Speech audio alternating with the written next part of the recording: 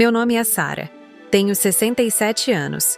E esta história ainda faz meu coração disparar quando a conto. Durante toda a minha vida fui uma mulher reservada, daquelas que prefere observar a ser observada. Trabalhei como contadora por mais de 4 décadas em Ribeirão das Flores, uma cidade pacata no interior de Minas Gerais, onde todos se conhecem pelo nome e sobrenome. Cresci entre números, balanços e declarações. E talvez por isso mesmo sempre tive esse olhar atento para detalhes que muitos deixam passar. Foi essa atenção aos pequenos sinais que salvou minha vida. Depois de me aposentar aos 65 anos, achei que finalmente poderia desfrutar daquela tranquilidade que tanto sonhei durante os anos de trabalho intenso. Imaginava meus dias divididos entre cuidar do meu jardim de rosas no quintal da casa que herdei da minha mãe, fazer biscoitos de canela para minha netinha Júlia e aproveitar os serões tranquilos ao lado do meu marido Antônio, com quem dividi 45 anos da minha vida.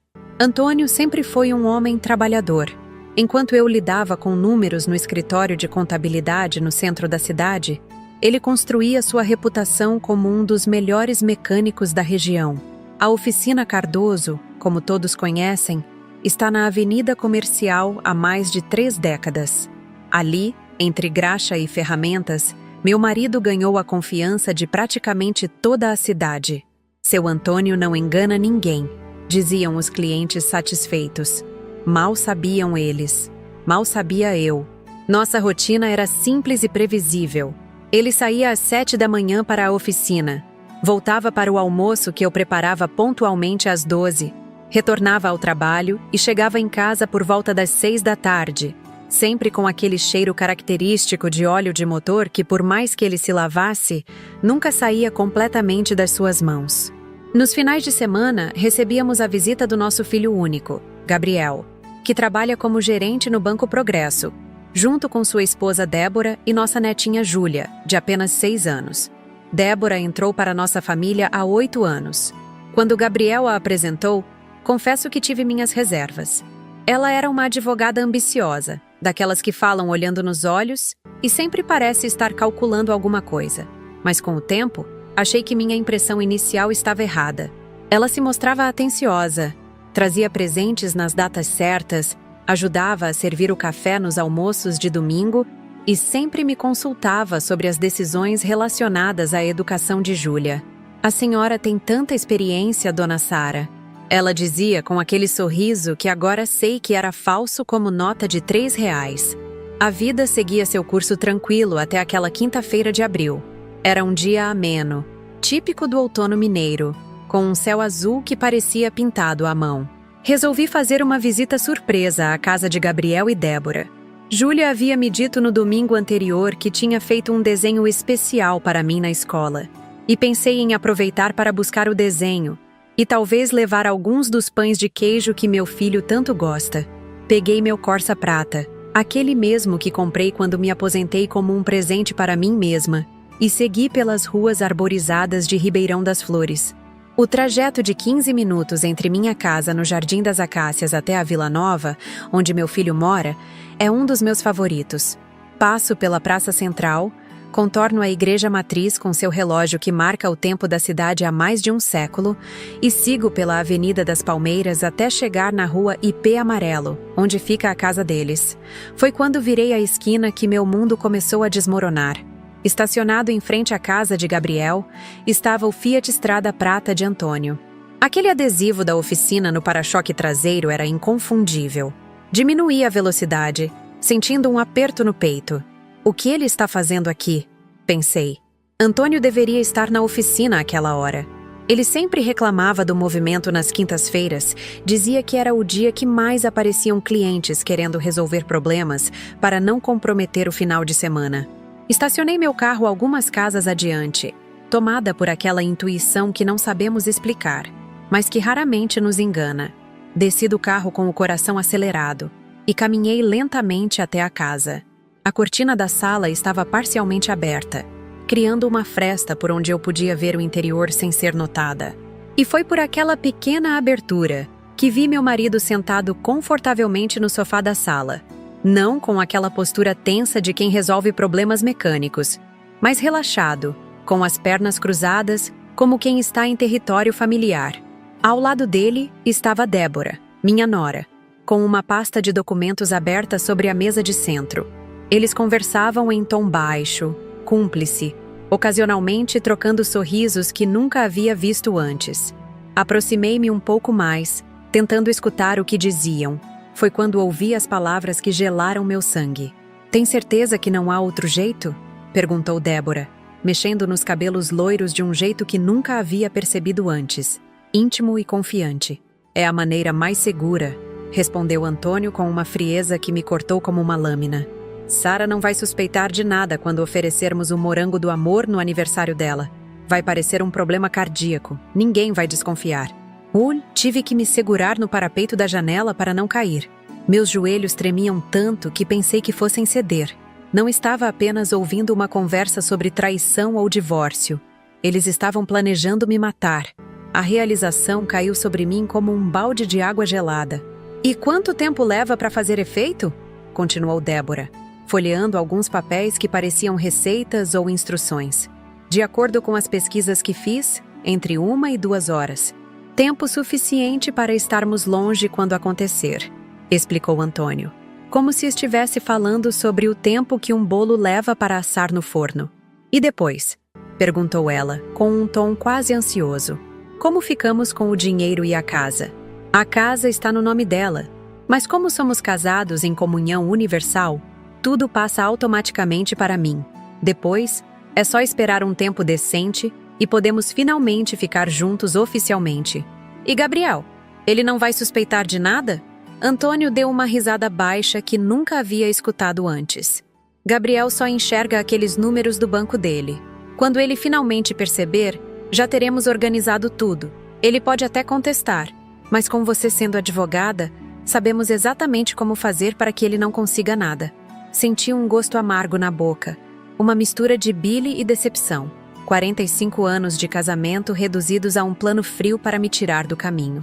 O homem com quem compartilhei minha vida, que segurei a mão durante a morte dos meus pais, que esteve ao meu lado quando Gabriel nasceu, agora planejava me envenenar com uma sobremesa em meu próprio aniversário. E minha nora, a mãe da minha netinha, era sua cúmplice e amante. Afastei-me da janela com cuidado para não fazer barulho. Minha mente estava um turbilhão de pensamentos e emoções. Voltei para meu carro como se estivesse em um sonho. Ou melhor, um pesadelo. Sentei atrás do volante, as mãos tremendo tanto que mal consegui colocar a chave na ignição. Dirigi automaticamente até o Parque Municipal, aquele mesmo lugar onde costumava levar Gabriel quando criança para alimentar os patos no lago. Sentei-me em um banco afastado e deixei as lágrimas virem. Chorei como não chorava desde a morte da minha mãe. Mas não eram apenas lágrimas de tristeza. Havia raiva ali também.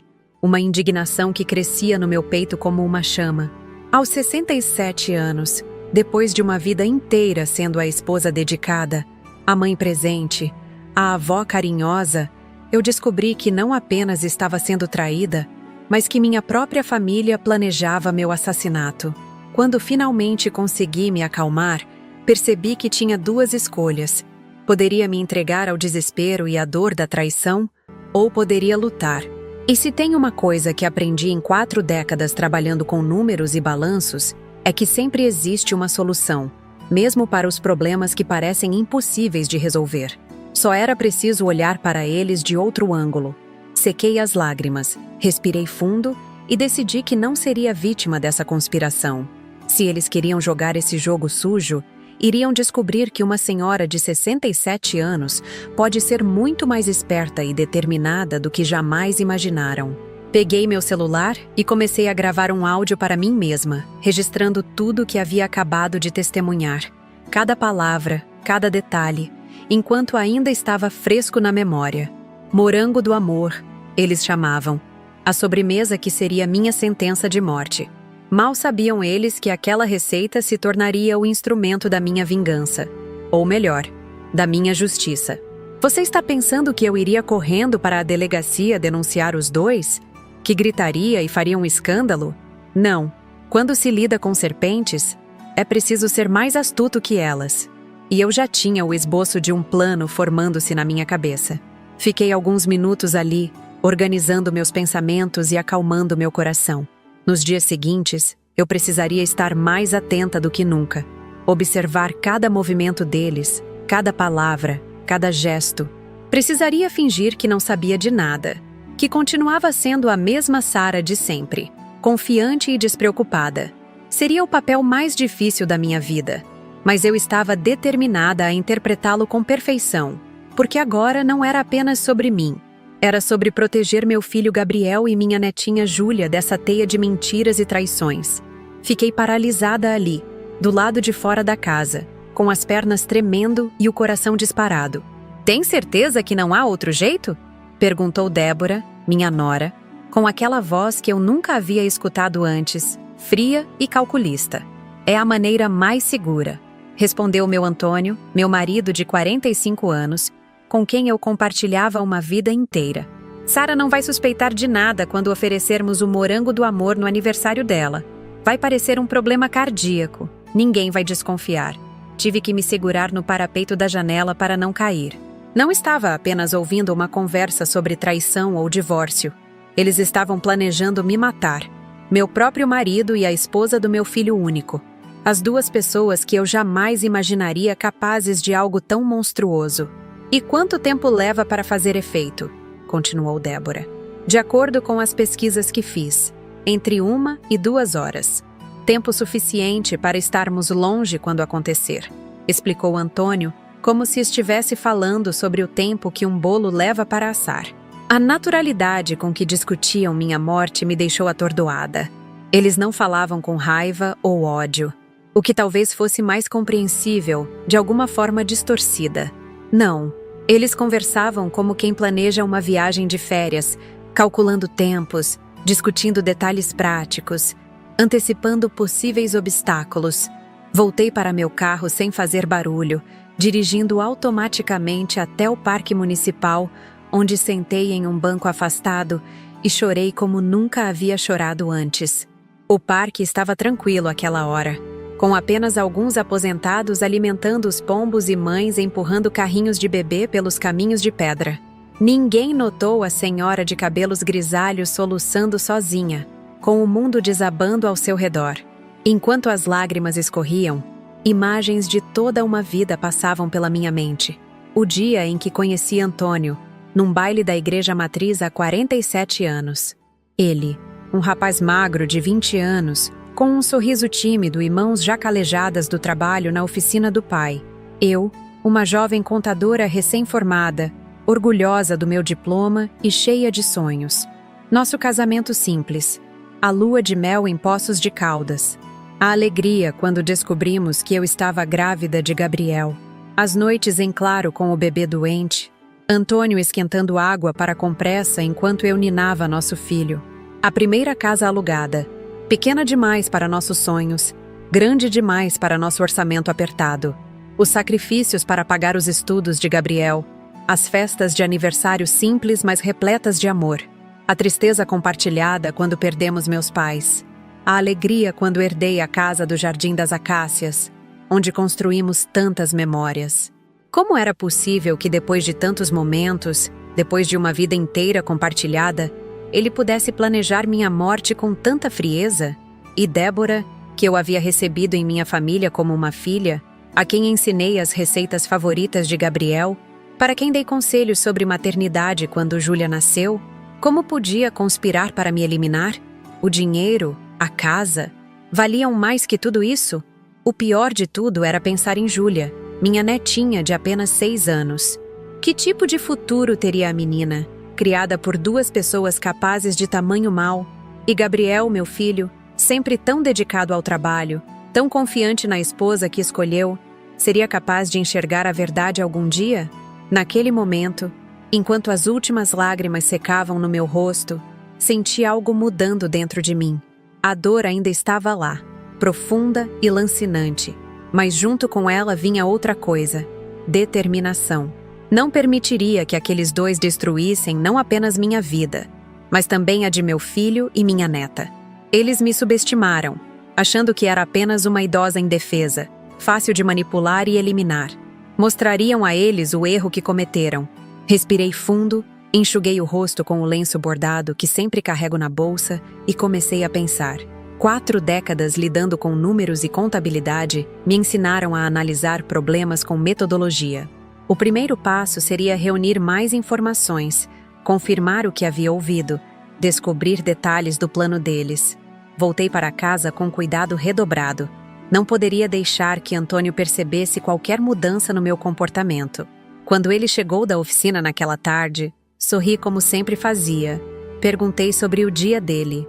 Servi o jantar que havia preparado mais cedo. Cada movimento meu era um ato calculado, uma performance dolorosa. O movimento na oficina esteve bom hoje? Perguntei casualmente enquanto servia o arroz com feijão, batata e bife que ele tanto gostava. Normal para quinta-feira, respondeu ele, mastigando lentamente. Teve aquele problema com o carro do Sr. Azevedo que levou a manhã toda para resolver. Mentira! Ele havia passado a manhã na casa do meu filho, planejando minha morte com minha nora. A facilidade com que as mentiras saíam da boca dele me assustava. Por quantos anos ele vinha me enganando assim? E amanhã tem muitos carros agendados? Continuei, mantendo o tom desinteressado de sempre. Alguns, ele disse, tomando um gole de água. Mas nada que eu não possa dar uma escapada na hora do almoço. Estava pensando em passar na loja de ferragens do centro. Preciso comprar algumas peças novas. Outra mentira, sem dúvida. Me perguntei se ele iria encontrar Débora novamente. Será que tinham um caso há muito tempo? Como nunca percebi? Ou será que a aproximação era recente, motivada apenas pela ganância, pelo desejo de colocar as mãos no meu patrimônio? Durante os dias seguintes, mantive meus olhos e ouvidos bem abertos. Comecei a notar pequenas coisas que antes passavam despercebidas. Antônio passava mais tempo no celular, sempre se afastando para atender chamadas. O cheiro de colônia cara que raramente usava antes.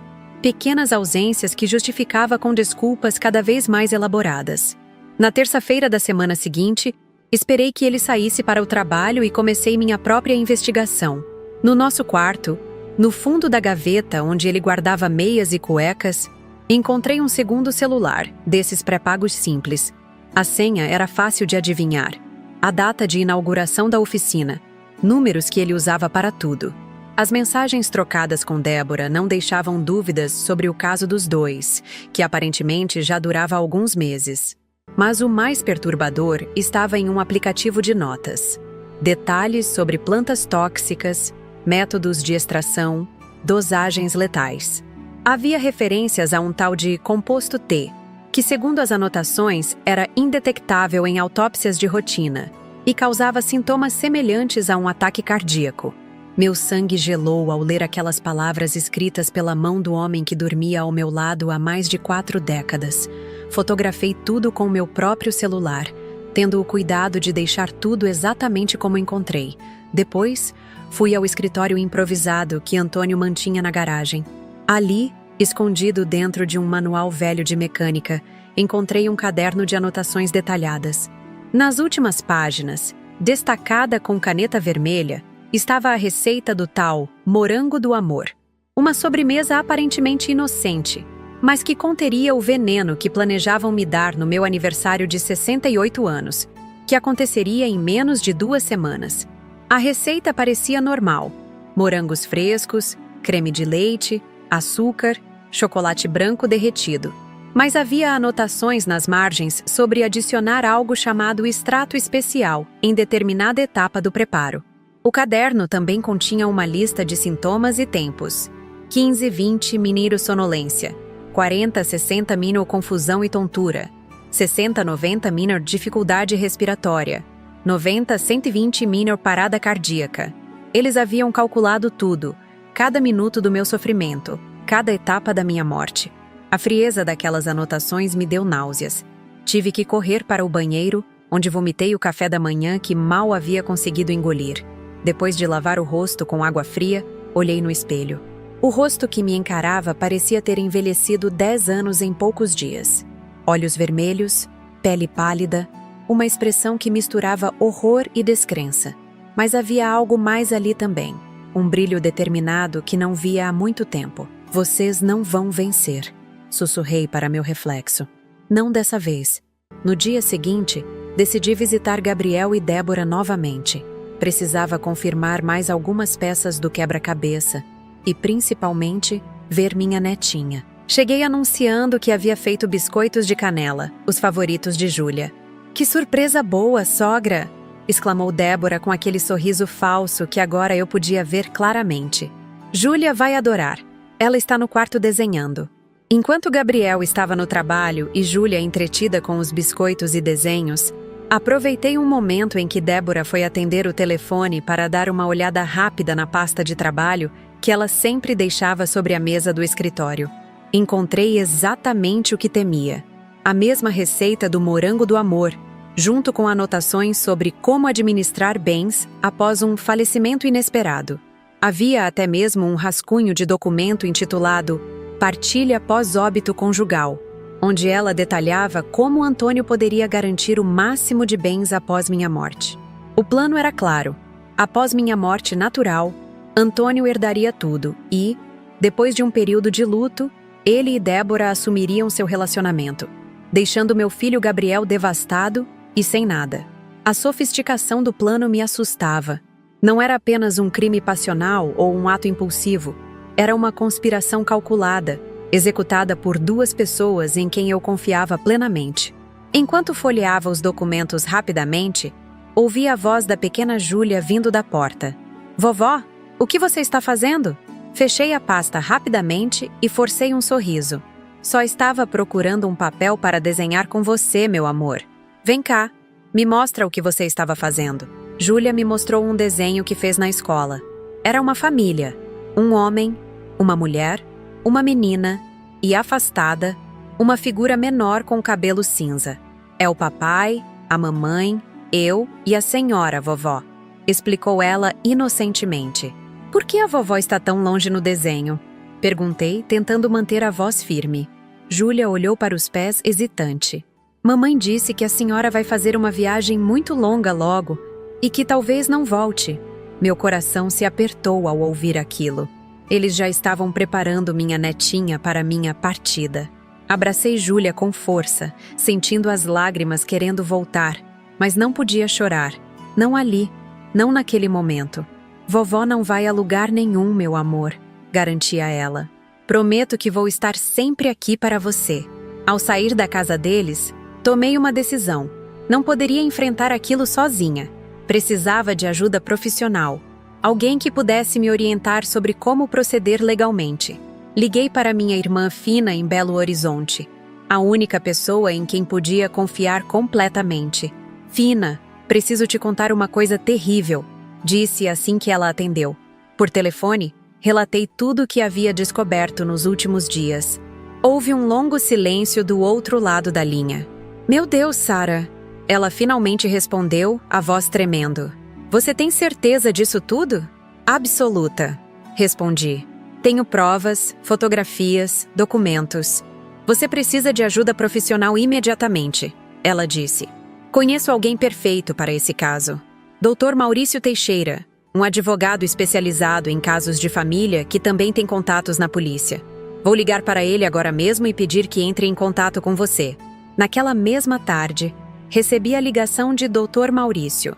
Sua voz calma e profissional me trouxe o primeiro momento de alívio em dias.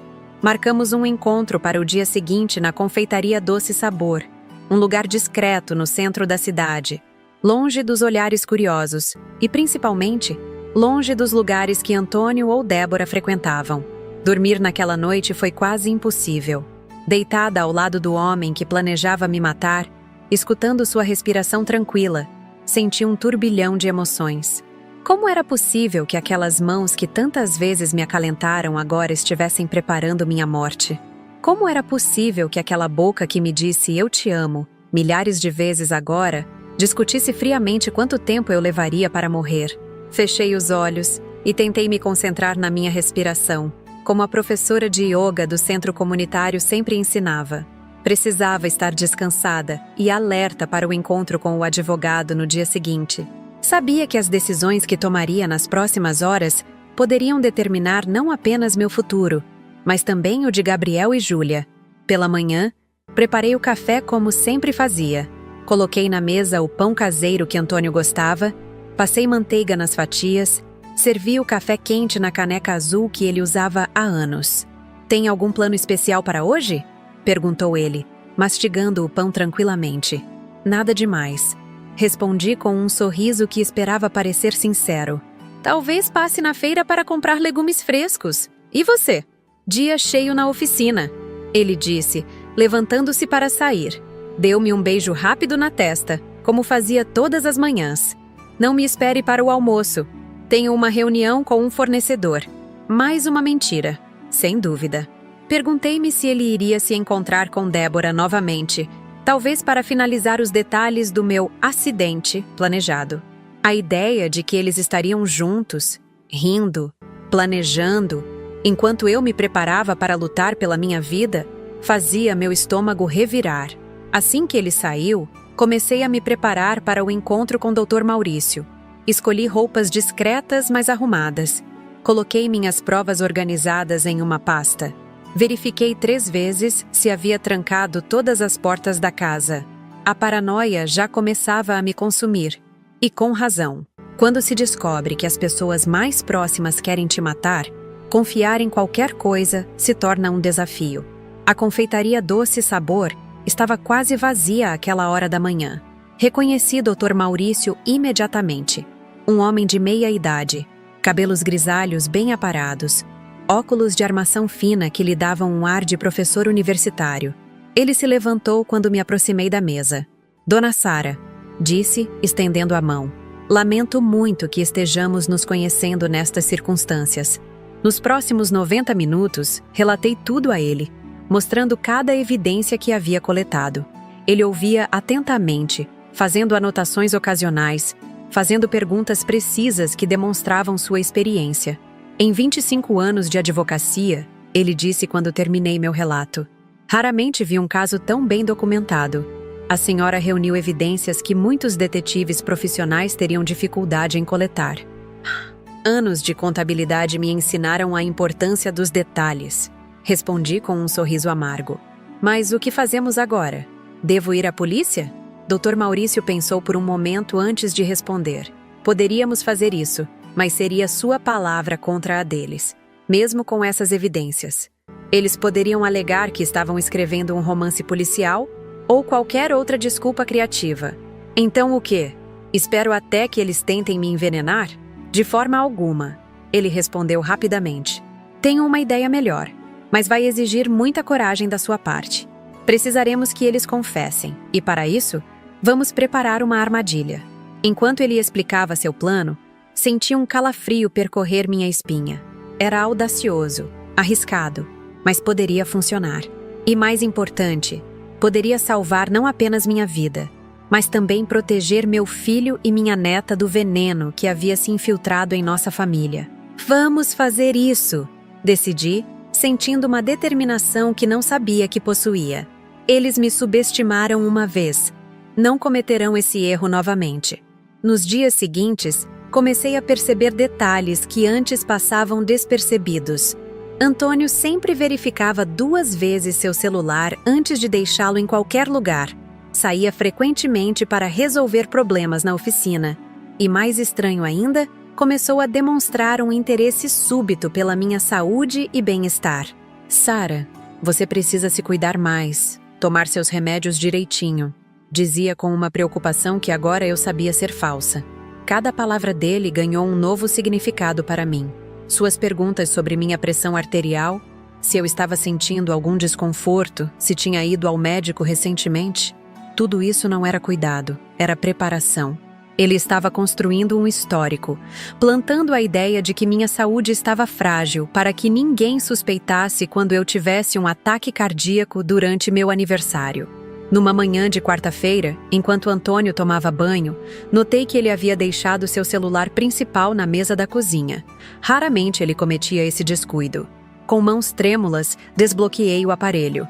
Após 45 anos de casamento, eu conhecia todas as senhas dele. Havia uma troca recente de mensagens com Débora. Conseguiu o material? Perguntava ela. Sim, já está comigo. Não foi fácil. Mas um cliente da oficina que trabalha no laboratório me ajudou, respondeu ele. Testou para confirmar a eficácia? Funcionou perfeitamente no rato que apareceu na oficina. Foi exatamente como esperávamos. Meu estômago revirou ao ler aquilo. Eles haviam testado o veneno em um animal para garantir que funcionaria comigo. A frieza daquela constatação quase me fez derrubar o celular. Rapidamente, tirei fotos da conversa com meu próprio aparelho e devolvi o dele ao lugar exato onde estava. Segundos depois, ouvi o chuveiro sendo desligado. Decidi aprofundar minha investigação. Numa tarde em que ele saiu, revirei seu escritório na garagem com cuidado metódico. Em uma caixa de ferramentas trancada, encontrei um frasco pequeno com um líquido transparente, sem rótulo, cuidadosamente embalado em algodão. Não ousei abrir, mas fotografei. Ao lado, havia uma anotação com dosagens e tempos de ação. O mais perturbador foi encontrar uma pasta com documentos financeiros. Antônio havia feito um levantamento completo dos nossos bens. A casa do Jardim das Acácias, a poupança que mantínhamos há décadas, o terreno pequeno que compramos no litoral de Santa Catarina para construir nossa casa de praia quando eu completasse 70 anos, os investimentos que fiz durante minha carreira de contadora. Tudo estava listado, com valores atualizados e anotações sobre como seria dividido após o evento, como ele chamava. Havia até mesmo um rascunho de obituário, escrito com uma falsa emoção que me causou náuseas. Com profundo pesar, comunicamos o falecimento de Sara Mendonça, que partiu serenamente após complicações cardíacas. Serenamente. Ele planejava minha morte serena por envenenamento. No dia seguinte, aproveitei que Gabriel havia levado Júlia para a escola para fazer uma visita surpresa a Débora no escritório dela. O Almeida em Associados ocupava uma sala pequena, mas elegante, em um prédio comercial próximo ao fórum. A secretária, uma jovem que não me conhecia, anunciou minha presença. «Dona Sara, que surpresa!» exclamou Débora, levantando-se da mesa para me receber. O sorriso dela parecia genuíno. Os olhos brilhavam com uma simpatia tão bem ensaiada que, não fosse pelo que eu sabia, teria acreditado naquela afeição. «Em que posso ajudá-la?» «Estava passando por aqui e pensei em convidar você para um café», respondi, devolvendo o sorriso falso. «Queria conversar sobre os preparativos do meu aniversário. Você sabe, está chegando». Um lampejo quase imperceptível de nervosismo passou pelos olhos dela. «Claro, claro. Deixe-me só terminar de assinar estes documentos e podemos ir». Enquanto ela organizava sua mesa, deixei meus olhos vagarem discretamente pelo escritório. Numa estante ao lado, entre livros jurídicos e algumas fotos de família, vi uma pasta vermelha com a etiqueta «Pessoal Confidencial», a mesma pasta que havia visto em sua casa dias antes. «Sabe, Débora», comentei casualmente enquanto ela guardava alguns papéis, «sempre admirei sua organização. Todos esses livros, arquivos, deve ser essencial para uma boa advogada, não é?» «Sim, sem dúvida», ela respondeu fechando uma gaveta. «Organização é fundamental no direito. Nunca se sabe quando precisaremos de um documento específico. Como aquela pasta vermelha ali?» Perguntei, apontando diretamente para o objeto. «Parece importante». O rosto dela perdeu um pouco da cor. «Ah, aquela... São apenas alguns assuntos pessoais. Nada de interessante, acredite». Enquanto caminhávamos até uma cafeteria próxima, mantive a conversa em terreno seguro. O desempenho de Júlia na escola, o trabalho de Gabriel no banco, os preparativos para meu aniversário. Foi sobre este último tópico que consegui mais informações valiosas. «Estava pensando em fazer algo simples em casa», comentei. «Talvez um jantar com a família. Nada muito elaborado». «Não, não», ela protestou com entusiasmo excessivo. «Você merece uma celebração especial. Deixe que organizamos tudo, eu e Antônio». «Vocês dois têm conversado sobre isso?» Perguntei inocentemente. «Sim, algumas vezes. Só para garantir que seja perfeito», ela respondeu, mexendo o café com mais força que o necessário. «Pensamos em algo íntimo, só para a família mais próxima». «E o que planejam servir? Sabe que sou meio exigente com comida». Ela hesitou por um instante. «Ainda estamos decidindo o cardápio principal, mas para a sobremesa eu queria preparar algo especial». Uma receita nova que encontrei chama-se morango do amor. Acho que você vai adorar. A naturalidade com que ela mencionou o nome da sobremesa que seria meu veneno fez meu sangue gelar. Mantive o sorriso no rosto, enquanto meu coração acelerava. Parece delicioso. O que leva nessa receita? Morangos frescos, creme, chocolate branco.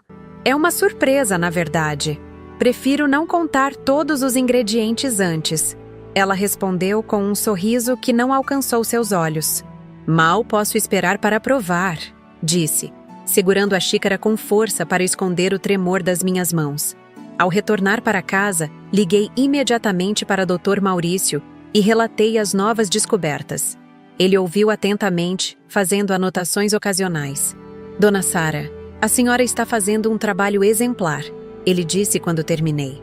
Agora temos confirmação verbal sobre a sobremesa. Isso fortalece ainda mais nosso caso. Mas ainda não é suficiente, certo? Eles podem alegar que estava apenas preparando uma sobremesa comum. Exatamente. Precisamos de uma confissão explícita. É por isso que nosso plano precisa ser executado com perfeição. Nos dias seguintes, continuei minha atuação como a esposa desavisada. Cada café da manhã com Antônio era uma prova da minha capacidade de fingir normalidade. Cada ligação de Débora perguntando sobre minhas preferências para o aniversário era um exercício de autocontrole. Uma tarde, decidi visitar a escola Arco-Íris para buscar Júlia. Normalmente era Gabriel ou a babá quem fazia isso, mas disse a Débora que estava com saudades da minha neta. A verdade é que precisava ver como minha netinha estava sendo afetada por toda aquela situação. Enquanto esperava no pátio da escola, a professora Helena se aproximou de mim. Dona Sara, que bom vê-la. Posso falar com a senhora um minutinho? Afastamo-nos um pouco das outras mães e avós que aguardavam as crianças. Helena parecia preocupada. Está tudo bem com a Júlia? Perguntei, sentindo um aperto no peito. Fisicamente, sim, ela está ótima. Mas estou um pouco preocupada com alguns desenhos que ela tem feito nas últimas semanas. Respondeu Helena, tirando algumas folhas de papel da pasta que carregava. Normalmente não comentaria isso, mas conhecendo sua proximidade com a neta, olhei para os desenhos e meu coração se apertou. Em um deles, Júlia havia retratado uma família. Um homem, uma mulher, uma menina e, separada do grupo, uma figura de cabelos grisalhos com lágrimas nos olhos. No outro, a mesma figura de cabelos grisalhos estava deitada em algo que parecia uma cama, com os olhos fechados, enquanto as outras 3 figuras observavam de longe. Perguntei a ela quem eram as pessoas do desenho. Continuou Helena. Ela disse que era o papai, a mamãe, ela mesma, e separada, a vovó triste porque vai ficar sozinha. Tive que fazer um esforço imenso para conter as lágrimas. Minha netinha de 6 anos já estava sendo preparada psicologicamente para minha ausência. Eles não estavam apenas planejando me matar.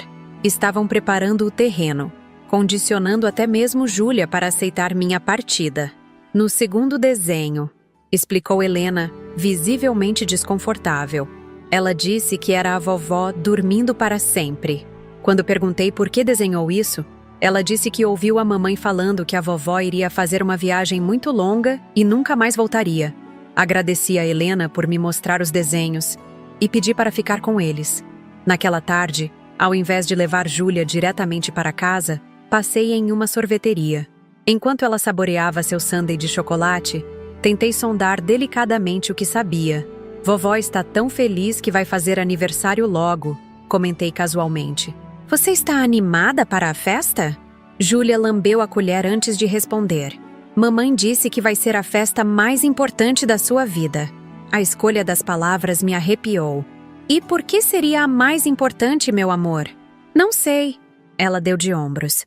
Mas ela e o vovô Antônio ficam falando disso o tempo todo quando acham que não estou ouvindo. E o que mais eles falam? Que depois da sua festa, tudo vai ser diferente. Que vamos morar em uma casa nova, maior. Ela fez uma pausa, pensativa. Vovó, você vai morar com a gente na casa nova? Engoli em seco, tentando manter a compostura. Você gostaria que eu morasse? Ela assentiu vigorosamente. Sim, Mas mamãe disse que você vai fazer uma viagem muito longa depois da festa. Para onde você vai viajar, vovó? Não tenho planos de viajar, meu amor. Respondi, segurando sua mãozinha sobre a mesa. Vovó vai ficar bem aqui, perto de você. Júlia pareceu confusa. Mas mamãe disse... E eu ouvi ela falando para o vovô Antônio que depois do seu aniversário, você nunca mais vai voltar. Meu sangue gelou.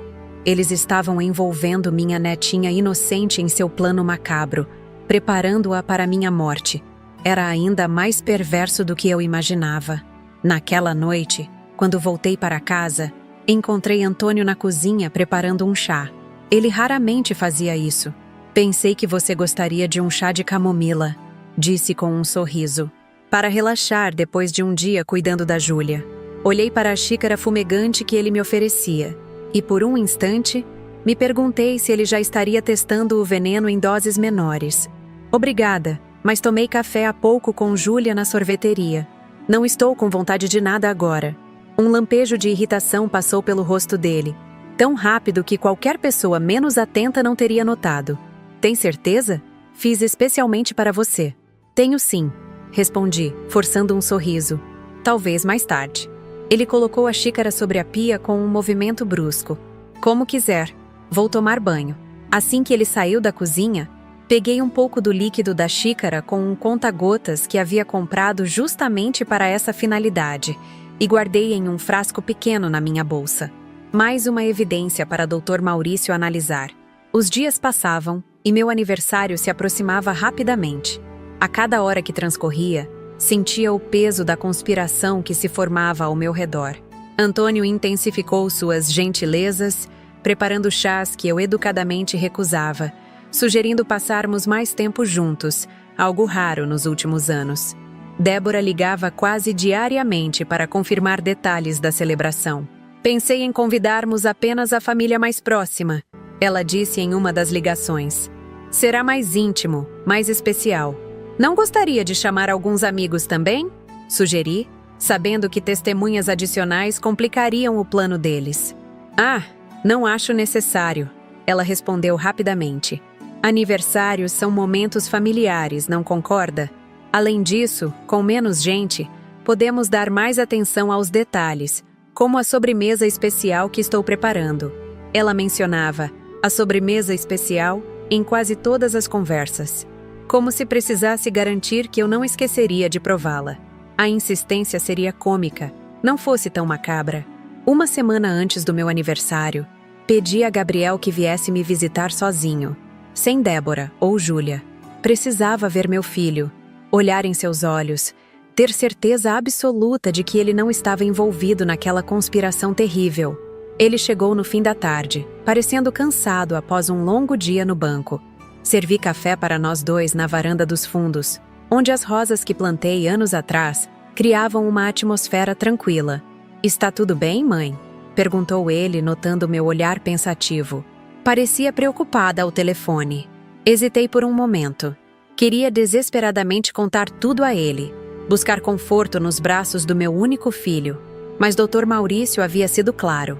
Quanto menos pessoas soubessem do plano, mais seguro seria para todos. E se Gabriel confrontasse Débora prematuramente, tudo poderia desmoronar. Só estou pensando na passagem do tempo, respondi finalmente. Como as coisas mudam, como as pessoas mudam. A senhora está ficando filosófica com a aproximação do aniversário. Ele sorriu, tomando um gole de café. Talvez, concordei. Gabriel, você está feliz? Com o seu casamento, sua vida? Ele pareceu surpreso com a pergunta. Claro que sim. Por que a pergunta? Às vezes me preocupo. Você trabalha tanto, passa pouco tempo em casa? É uma fase, ele explicou. Estamos economizando para comprar uma casa maior. Débora tem grandes planos para nós. Imagino que sim, murmurei, pensando em quão grandes e terríveis eram os planos dela. E Júlia? Como ela está lidando com a ausência do pai? Débora cuida muito bem dela, ele respondeu, um pouco na defensiva. E sempre que posso, compenso nos finais de semana. Além disso, ela tem o carinho da senhora e do papai. Observei seu rosto enquanto falava do pai. Não havia sombra de desconfiança, Nenhum indício de que suspeitava do caso entre sua esposa e seu próprio pai. A inocência de Gabriel me partia o coração. Sabe o que Júlia me perguntou outro dia? Continuei cuidadosamente. Ela queria saber para onde eu vou viajar depois do meu aniversário. Disse que ouviu Débora comentando que eu faria uma viagem muito longa e nunca mais voltaria. Gabriel franziu o senho, confuso.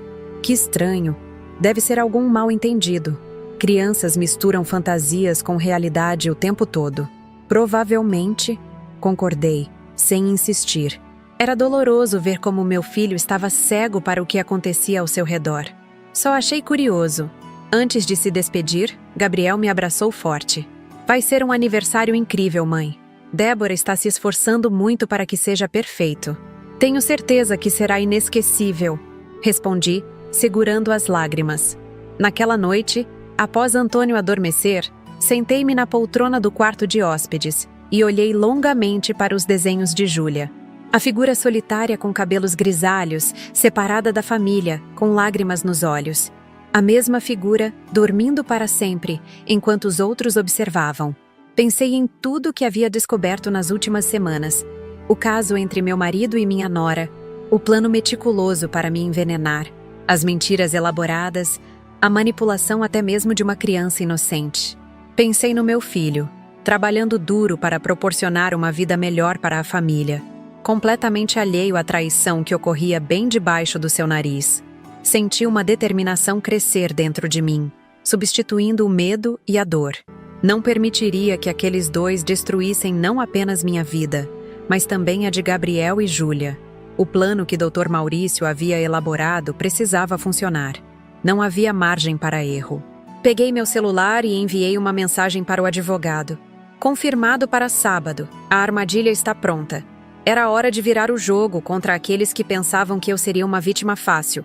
Podia ter confrontado os dois imediatamente. Mas 40 anos como contadora me ensinaram a importância da paciência e da evidência concreta.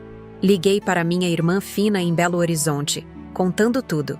Sara, você precisa de ajuda profissional imediatamente, ela disse, me indicando o doutor Maurício Teixeira, um advogado especializado em casos de família que também tinha contatos na polícia.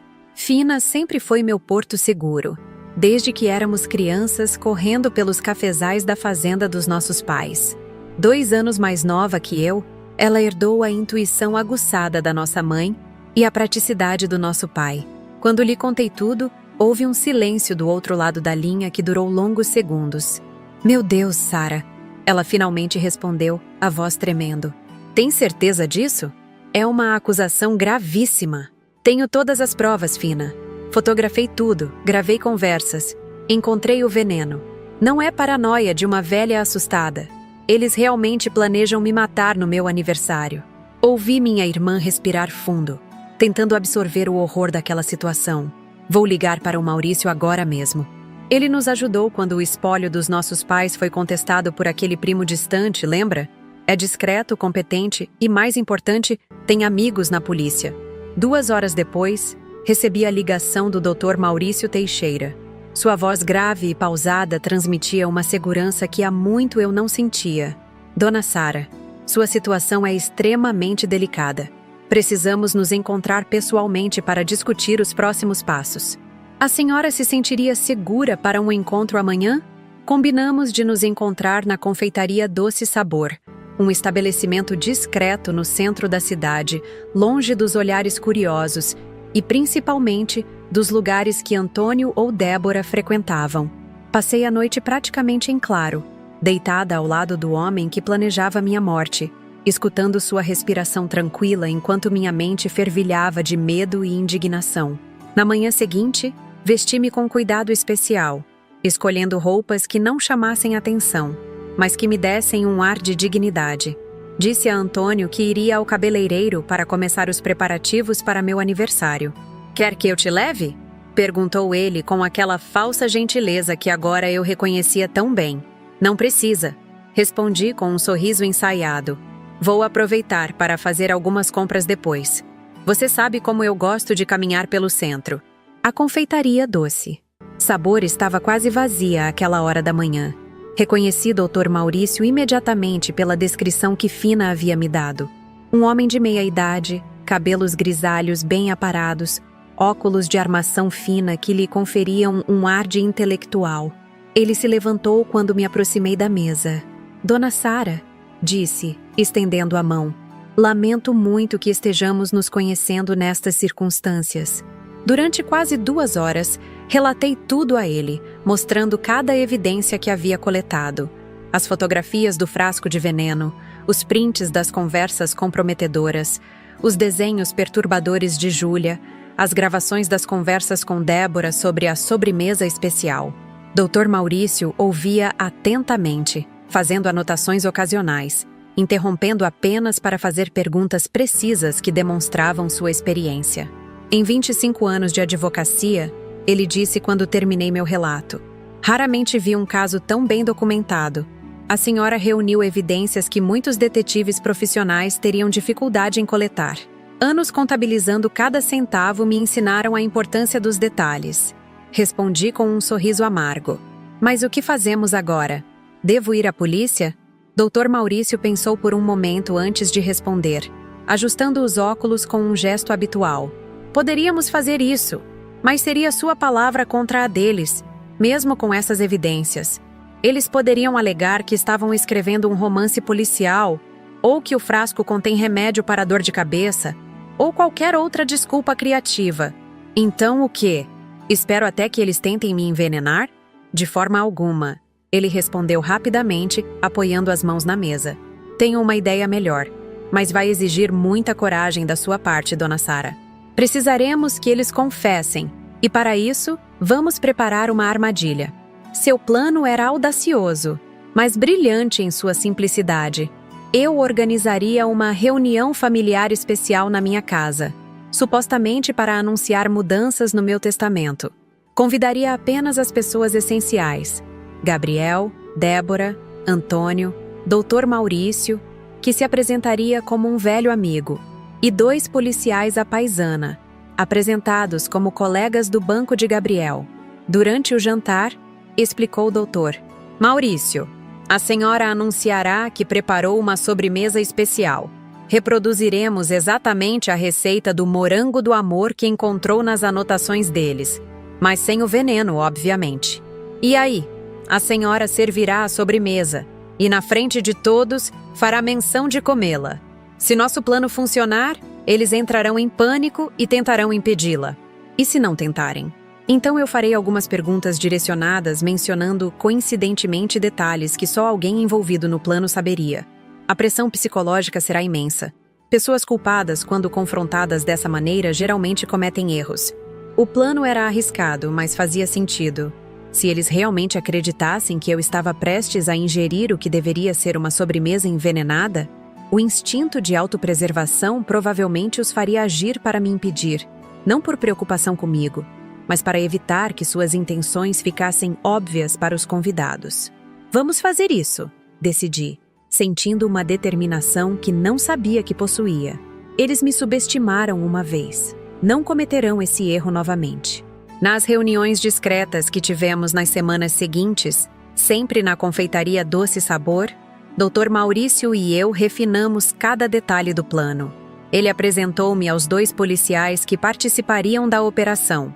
Sargento Mendes, um homem de aparência tranquila que poderia facilmente passar por um bancário, e Tenente Oliveira, uma mulher de olhar perspicaz que se faria passar por uma gerente de investimentos do banco onde Gabriel trabalhava. Eles estarão armados, mas discretamente, explicou o Dr. Maurício. A segurança da senhora é nossa prioridade absoluta. E se algo der errado? Perguntei, sentindo o peso da responsabilidade que havia assumido. Teremos um código, respondeu o Tenente Oliveira.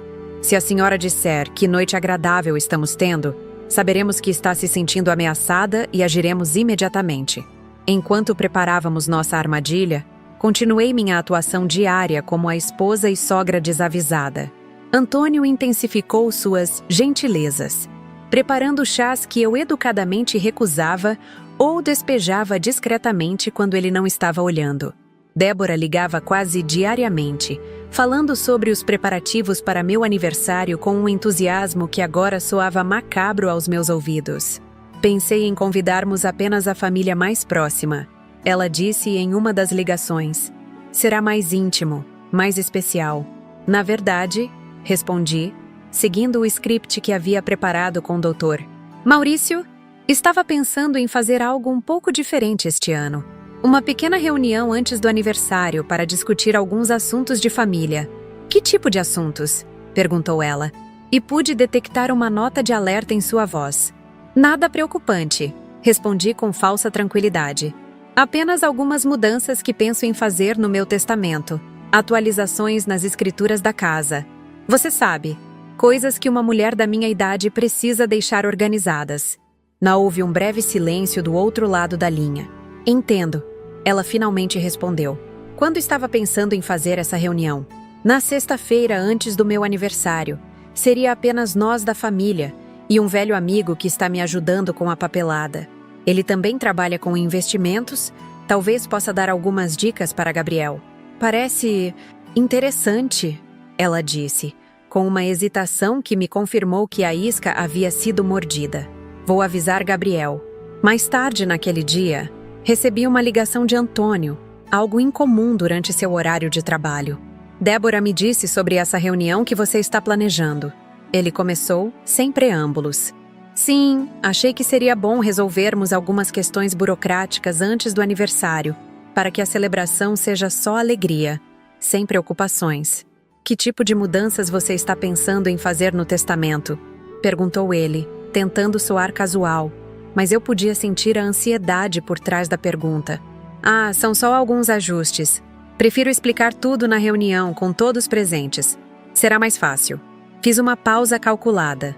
A menos que você tenha alguma sugestão específica? Não, respondeu rapidamente. Só estou curioso. Você nunca se preocupou muito com essas coisas antes. A idade nos faz pensar no futuro, Antônio. Em garantir que tudo fique bem para aqueles que amamos quando não estivermos mais aqui. Outro silêncio revelador. Tem razão. Ele finalmente concordou. Sexta-feira, então, estaremos lá. Nos dias que se seguiram, percebi uma intensificação nas comunicações entre Antônio e Débora.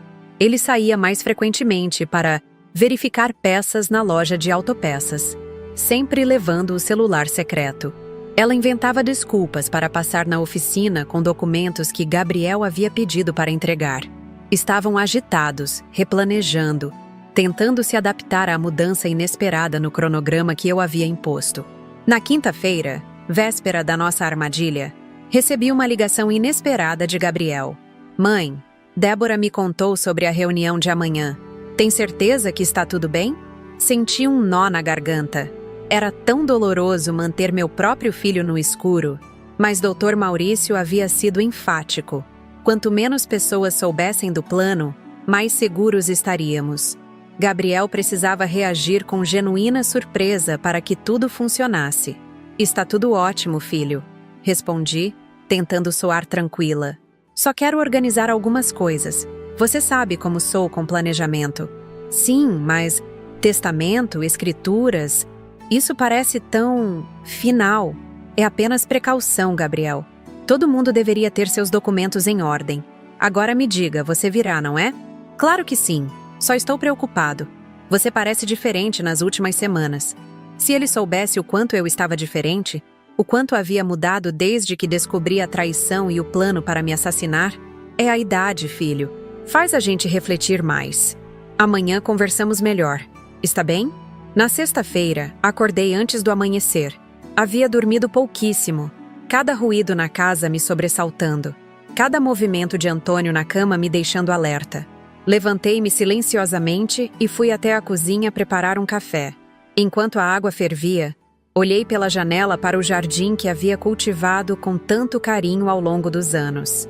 As rosas estavam particularmente bonitas naquela manhã, suas pétalas cobertas pelo orvalho da madrugada. Pensei em quantas vezes havia admirado aquela mesma vista, sentindo-me segura, amada, protegida dentro do meu lar. Como tudo havia mudado tão drasticamente. O dia transcorreu numa tensão quase insuportável. Preparei a casa meticulosamente para a noite. limpando cada canto, arrumando a mesa da sala de jantar com a melhor toalha, a louça de porcelana que raramente usávamos, as taças de cristal que havíamos ganhado no nosso aniversário de 40 anos de casamento. Para o jantar, escolhi pratos simples, mas que sabia que todos apreciavam. Uma entrada de salada verde com nozes, um prato principal de frango assado com batatas e, para a sobremesa, o famoso morango do amor. Segui exatamente a receita que havia encontrado no caderno de Antônio, mas obviamente sem o ingrediente especial.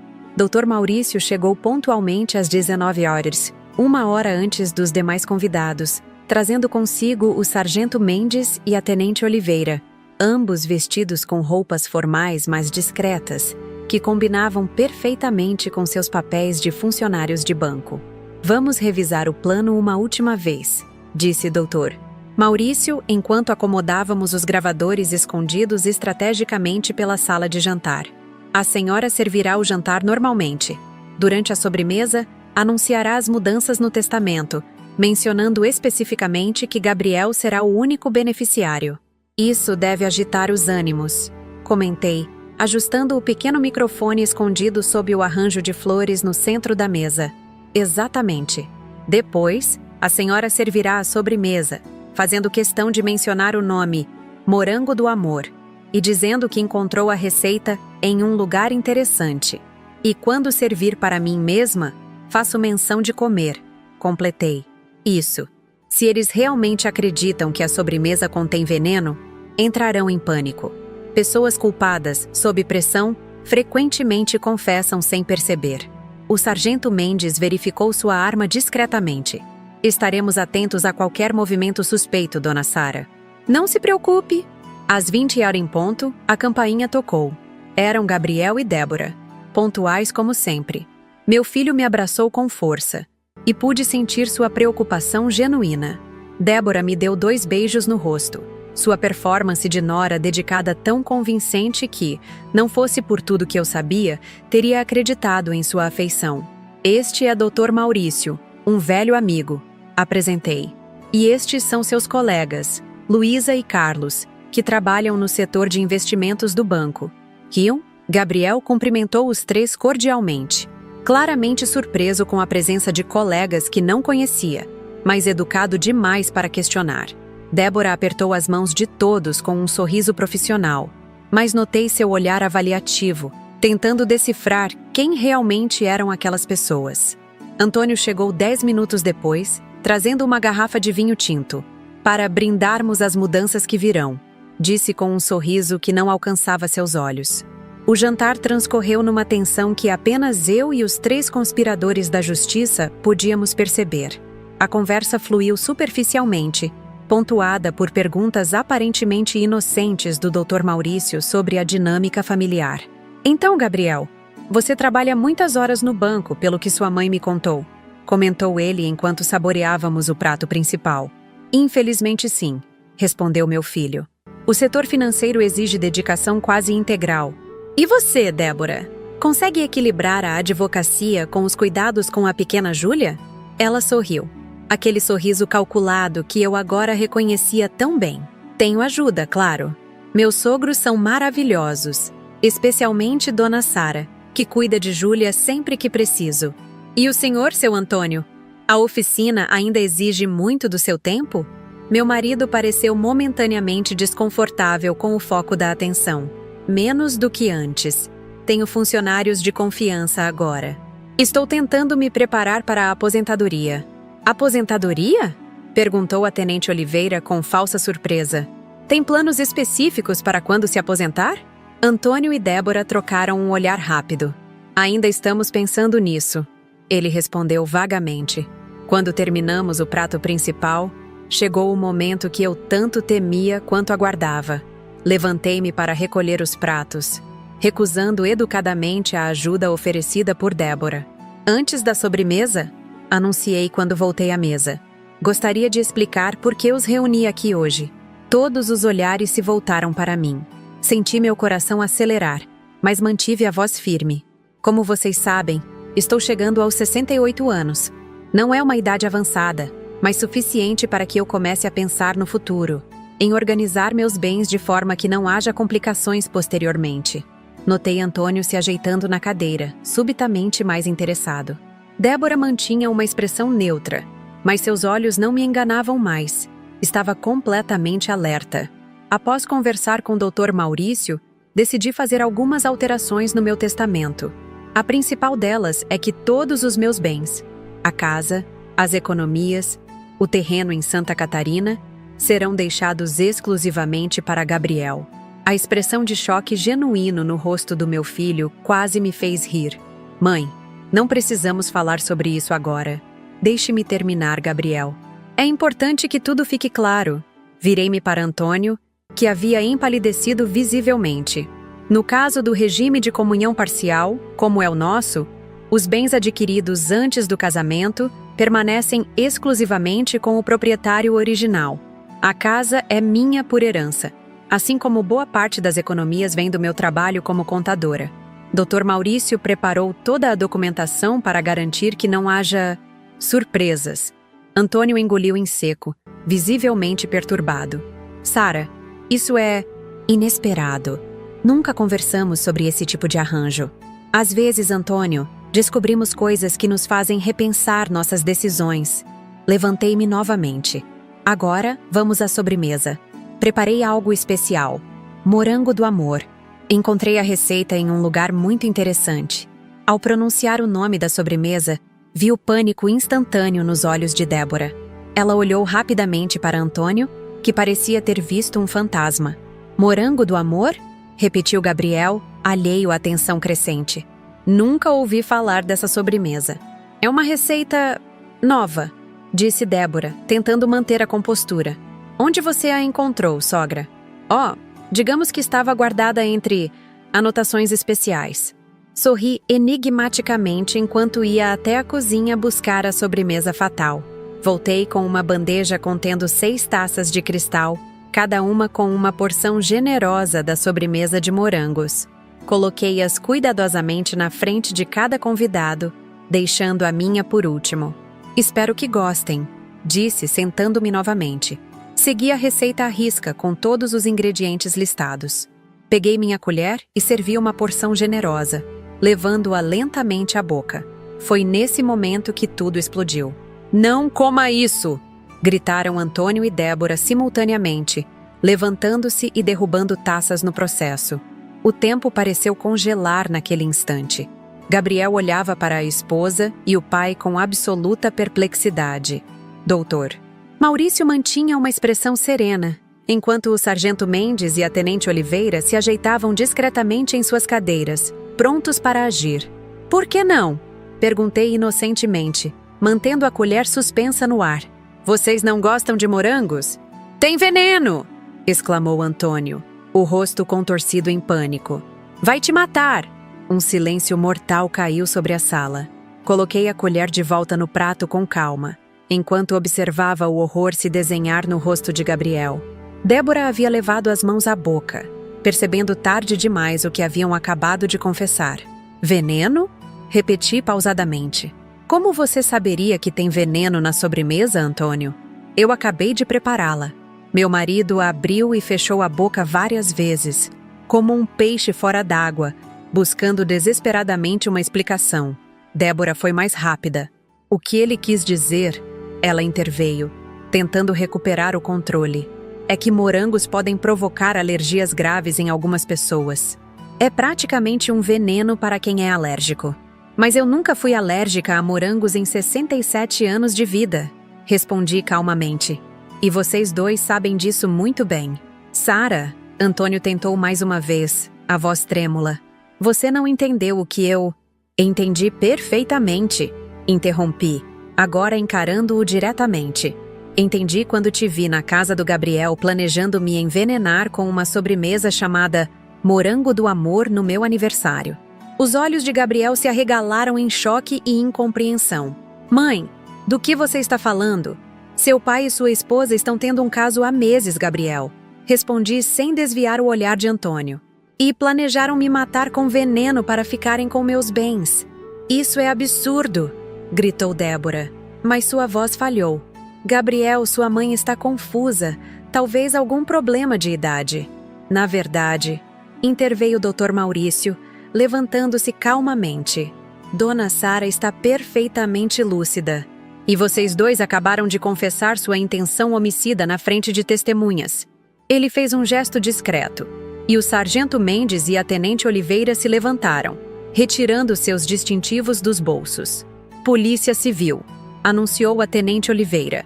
Antônio Cardoso e Débora Almeida, vocês estão detidos por tentativa de homicídio qualificado e conspiração. O caos se instalou. Débora começou a gritar que tudo era um mal-entendido, que não podiam provar nada.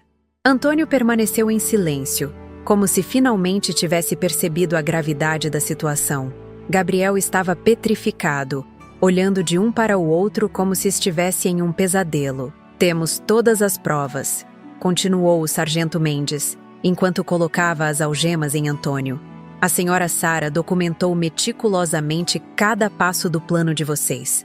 Encontramos o veneno na oficina, exatamente onde ela indicou que estaria.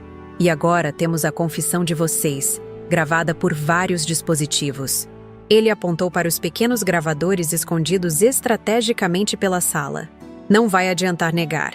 Enquanto a tenente Oliveira algemava Débora, que continuava protestando histérica, Gabriel finalmente encontrou sua voz. Pai, Débora, é verdade? Perguntou com uma expressão de dor tão profunda que senti meu coração se despedaçar por ele. O silêncio de Antônio foi mais eloquente que qualquer confissão. Débora, percebendo que a negação era inútil, mudou de estratégia. Foi ideia dele! Gritou, apontando para Antônio. Ele me seduziu, me manipulou! Eu nunca quis machucar ninguém! Antônio finalmente falou, sua voz baixa, derrotada. Cala a boca, Débora! Acabou! Enquanto os policiais conduziam os dois para fora da casa, Gabriel permaneceu sentado, o olhar fixo na mesa, como se não conseguisse processar a magnitude da traição que acabara de testemunhar. Dr. Maurício colocou uma mão em seu ombro, mas ele mal pareceu notar. Quando a porta da frente se fechou, deixando apenas nós três na sala de jantar, o silêncio que se seguiu foi ensurdecedor. Sentei-me ao lado do meu filho e peguei suas mãos entre as minhas. Gabriel, comecei suavemente. Sei que é um choque terrível. Quanto tempo? Ele me interrompeu, a voz quase inaudível. Quanto tempo você sabia? Algumas semanas, respondi. Descobri por acaso passando pela sua casa. Ouvi os dois planejando tudo e não me contou. Não era uma pergunta, mas senti a acusação dolorosa em suas palavras. O Dr. Maurício achou melhor não te envolver até termos todas as provas. Temia pela sua segurança e principalmente pela de Júlia. Ao ouvir o nome da filha, Gabriel pareceu finalmente despertar do transe. Júlia? Meu Deus, o que vou dizer a ela? A verdade de uma forma que ela possa entender, respondi. Que a mamãe e o vovô Antônio fizeram algo muito errado e precisam passar um tempo longe para pensar no que fizeram. Gabriel levantou-se abruptamente e caminhou até a janela, dando as costas para nós. Seus ombros tremiam levemente e percebi que estava chorando em silêncio. Dr. Maurício me lançou um olhar compreensivo e murmurou que esperaria na varanda, deixando-nos a sós. Levantei-me e caminhei até meu filho, abraçando-o pelas costas como fazia quando ele era pequeno e se machucava brincando no quintal. Por um momento ele resistiu, mas logo se virou e me abraçou com força, soluçando como a criança que um dia fora.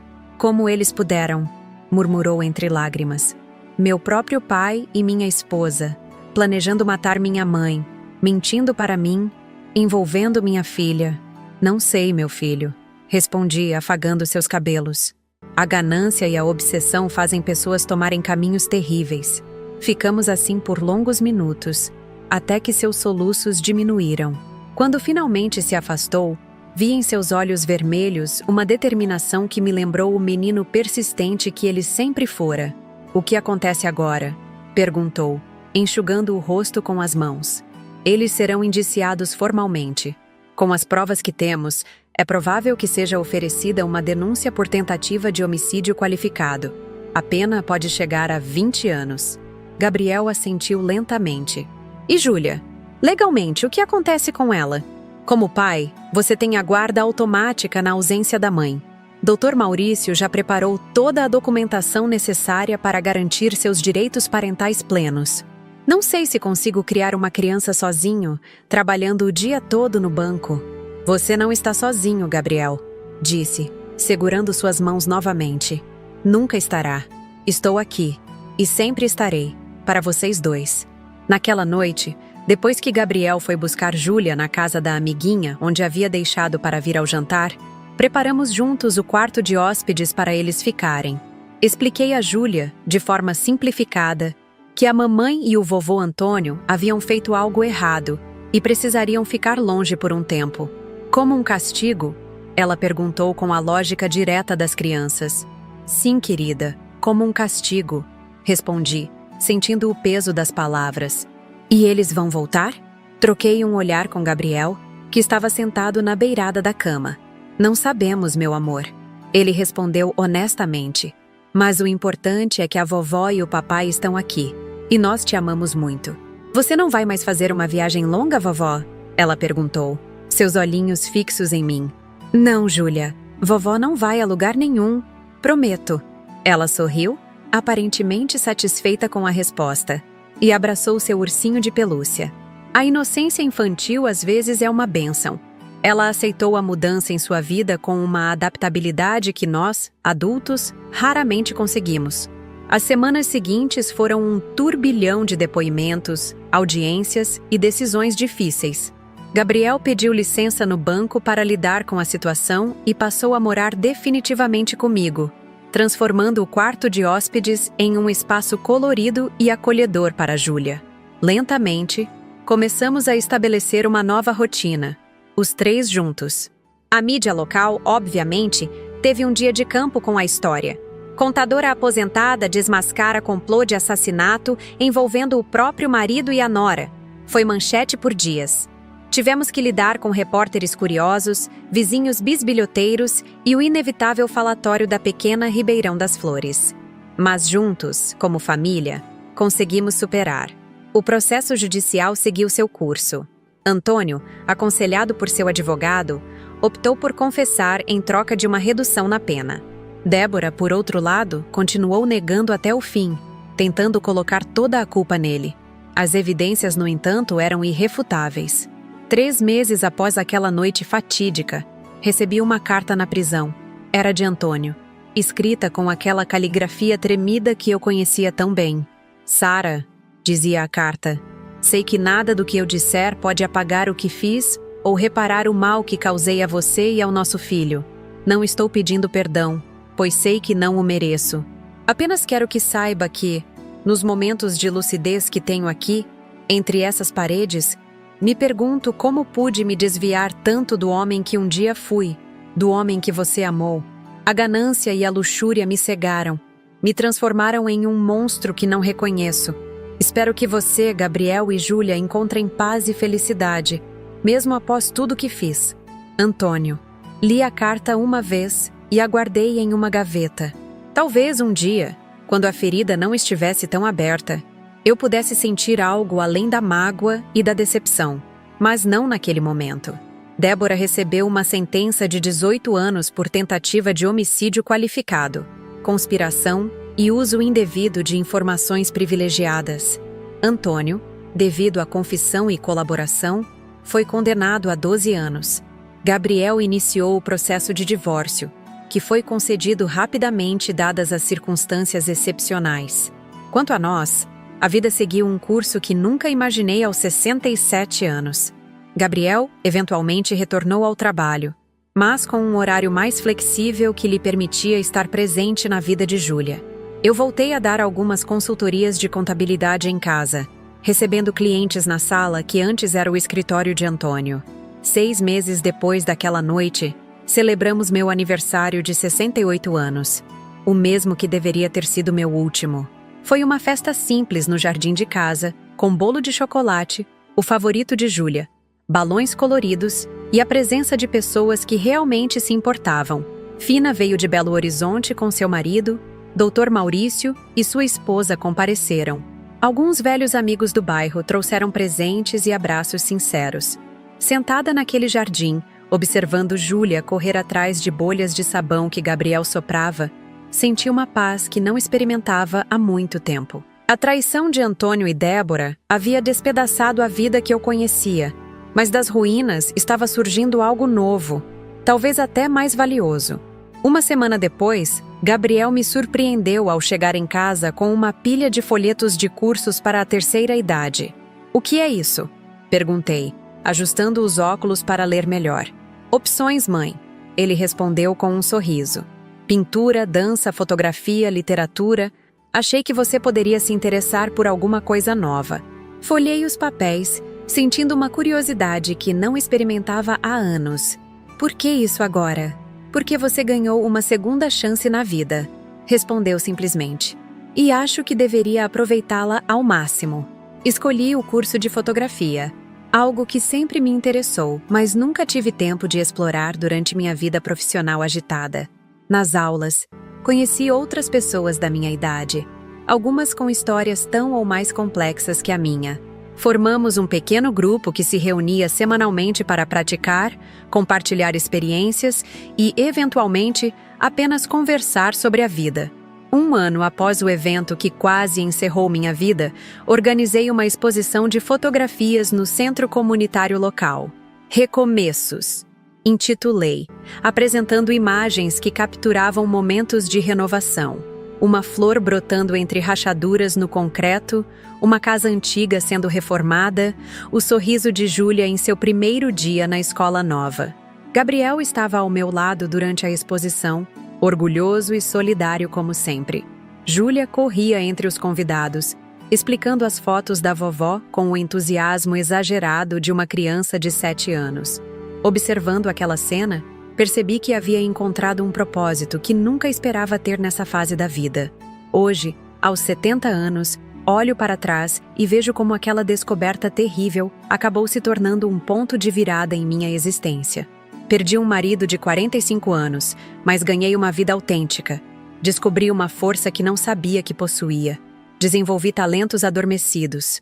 Fortaleci laços genuínos com pessoas que realmente me valorizam.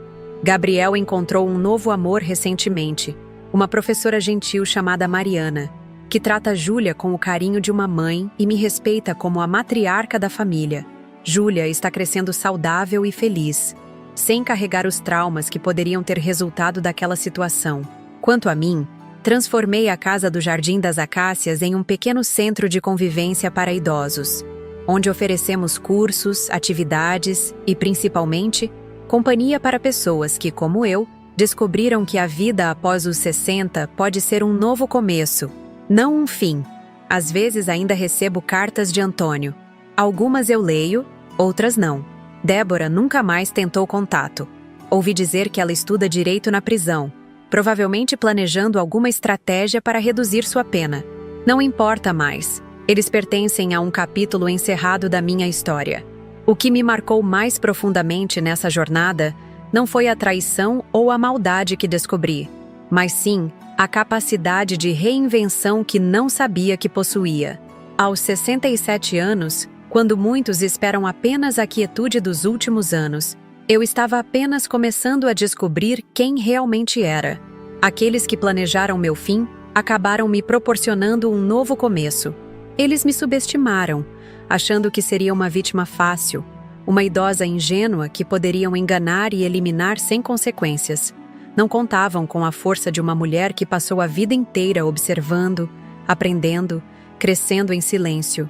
Hoje, quando alguém me pergunta como superei tudo aquilo, respondo com uma frase que se tornou meu lema: a idade nos traz rugas no rosto, mas só nós decidimos se teremos rugas na alma. A vida pode nos surpreender com traições inimagináveis, mas também pode nos presentear com recomeços extraordinários. Não importa a idade, basta termos a coragem de enxergar além da dor, de transformar o veneno que nos oferecem em remédio para nossa própria cura. Esta é minha história, um testemunho de que nunca é tarde para descobrirmos nossa própria força, para reconstruirmos nossa vida, para transformarmos a maior traição em nossa maior vitória. E você? O que faria no meu lugar? 6 meses se passaram desde aquela noite. Antônio e Débora estão respondendo a processo por tentativa de homicídio premeditado. Meu filho Gabriel está aos poucos reconstruindo sua vida, focando em ser um pai presente para Júlia, que agora mora comigo durante a semana. Transformei minha casa em um pequeno centro comunitário onde idosos da vizinhança vêm jogar cartas, fazer artesanato e, principalmente, compartilhar histórias. Porque se tem uma coisa que aprendi com tudo isso, é que nossas histórias são nossa maior força. Quando reflito sobre tudo o que aconteceu, ainda sinto um aperto no peito. Como é possível que duas pessoas que eu amava e confiava pudessem planejar minha morte com tanta frieza? Como é possível que meu marido de 45 anos e minha nora, mãe da minha netinha, conspirassem para me envenenar com uma sobremesa chamada Morango do Amor no dia do meu aniversário? A resposta, infelizmente, é simples e dolorosa. Ganância. Eles queriam minha casa, minhas economias, tudo que construí ao longo de décadas de trabalho honesto, mas cometeram um erro fatal. Subestimaram uma senhora de 67 anos, achando que seria fácil me manipular e eliminar. Não contavam que aquela contadora aposentada de Ribeirão das Flores, interior de Minas Gerais, teria a perspicácia para perceber os sinais, a coragem para investigar e a determinação para montar uma armadilha perfeita. Não imaginavam que, ao invés de me tornar vítima, eu me transformaria em protagonista da minha própria história de justiça. O processo judicial segue seu curso. Antônio optou por confessar em troca de redução na pena. Débora, sempre manipuladora, continua tentando colocar toda a culpa nele. As evidências, no entanto, são irrefutáveis. As gravações daquela noite, quando gritaram desesperados para que eu não comesse a sobremesa, são a prova mais contundente de suas intenções homicidas. Gabriel obteve o divórcio rapidamente, dadas as circunstâncias excepcionais, e tem a guarda total de Júlia, minha netinha, com a resiliência admirável das crianças. Está se adaptando bem à nova realidade. Nas primeiras semanas, ela perguntava frequentemente pela mãe, mas aos poucos foi entendendo, à sua maneira, que algumas pessoas precisam ficar longe quando fazem coisas muito erradas. Nosso lar, antes palco de traição e planos sombrios, agora está cheio de vida novamente. Gabriel reformou o antigo escritório de Antônio, transformando-o em um quarto colorido para Júlia. Eu voltei a dar consultorias de contabilidade para alguns clientes antigos, mais para manter a mente ativa do que por necessidade financeira. Nas tardes de terça e quinta, abro minha casa para o Círculo de Histórias, um grupo de idosos do bairro que vem compartilhar experiências, jogar dominó e, principalmente, sentir que ainda são importantes, que suas vidas e memórias têm valor. Foi uma forma que encontrei de transformar minha dor em algo construtivo. Há 2 semanas, recebi uma carta de Antônio da prisão. Ele não pedia perdão, pois sabia que seria impossível, mas expressava um arrependimento que pareceu sincero. Não respondi. Talvez um dia, quando a ferida não estiver tão aberta, eu consiga encontrar algum tipo de paz em relação ao homem que compartilhou quase 5 décadas da minha vida. Mas não agora. Débora, por outro lado, nunca tentou contato. Através do advogado dela, soube que está estudando direito na prisão e tentando todos os recursos possíveis para reduzir sua pena. A ambição que a levou a conspirar contra mim continua viva, apenas redirecionada. Júlia pergunta pela mãe ocasionalmente, e Gabriel responde com honestidade, mas sem detalhes que possam traumatizá-la. Quando for mais velha, ela entenderá toda a história.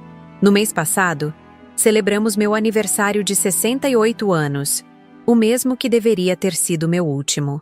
Foi uma festa simples no jardim, apenas com pessoas que realmente se importam conosco. Enquanto soprava as velas, cercada por rostos sorridentes e sinceros, percebi a ironia. O dia que havia sido planejado para ser meu fim, tornou-se um verdadeiro recomeço.